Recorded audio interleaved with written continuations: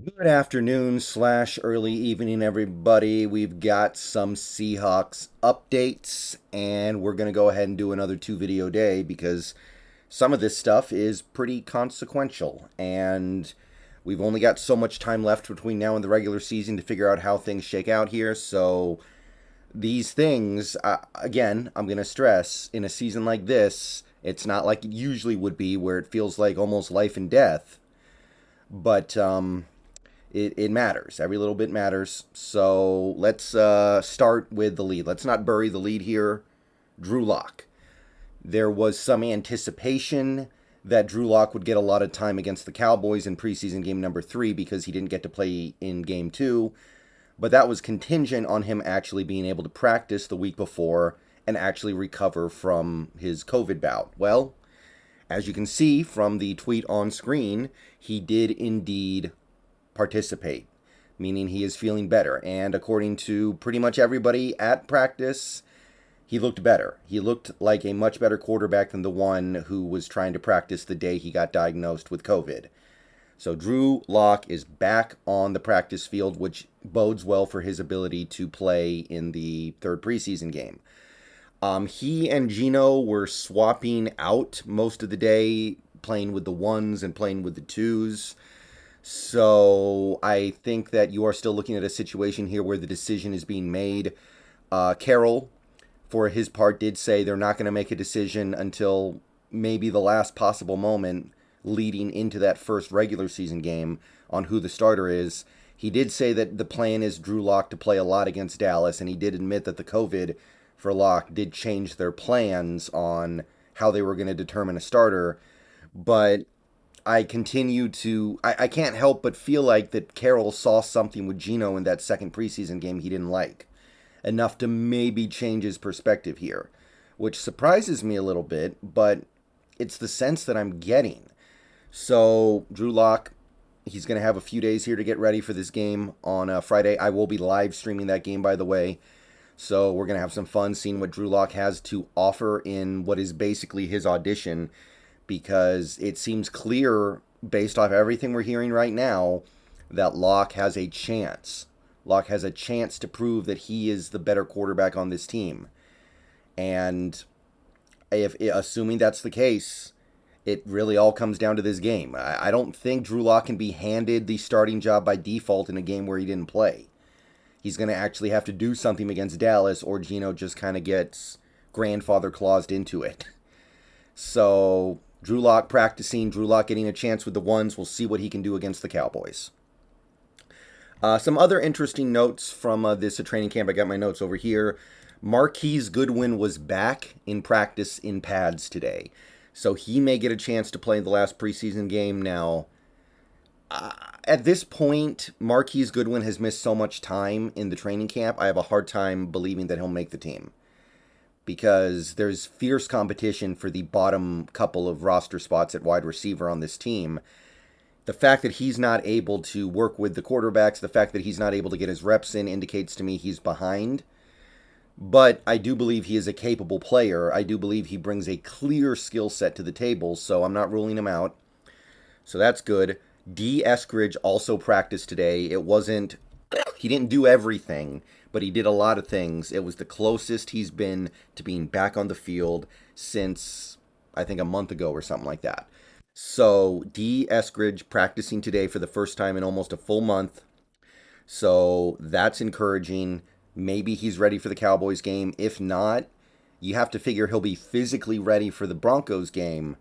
Although, at that point, does he have enough reps with this potentially new quarterback in Drew Lock and really to him, Gino's kind of new, because Eskridge wasn't even playing last year when Gino was, because of his concussion, I believe. So it's not exactly great for him to have missed all this time, but at least he has a chance now. Also back from injury was John Reed, who actually made a couple plays out there. So we're getting some guys back. Mostly good news on that front. We did, however, lose a couple of guys. Most notably would be Boye Mafe. So the news is not all good. Boye Mafe has a shoulder strain of some sort. They're getting it looked at. They don't know what's going on with 100% accuracy at this moment. But this was coupled with the news that Carroll is going to try moving Vi Jones to outside linebacker some of the time. So do the math here. Vi Jones is one of the few guys in the depth of our interior linebacker spot who has shown any degree of promise, right? Vi Jones has clearly played better than Iwe Buniwe, who's now gone. Iye Buniwe. He's looked a lot better than Dublanco.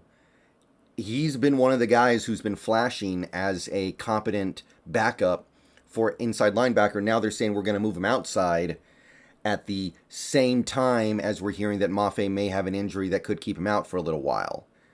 So that's got to be a little bit scary about Mafe's long-term prospects, but we'll have to see how that shakes out.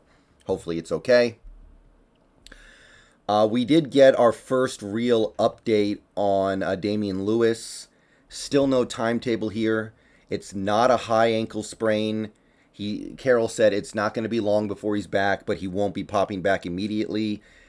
If I had to guess, and it's just a pure guess at this point, I'm not even going to pretend to say that Carroll offered anything close to a timeline with a statement like that, because he didn't. If I had to guess, I would say that he's not going to be ready for the opener. And in his absence, the offensive line was Cross and Lucas on the outsides, Haynes and Jackson at the guard spot, Haynes at left, Jackson at right, Blythe at center, which, hey, I'm not against it.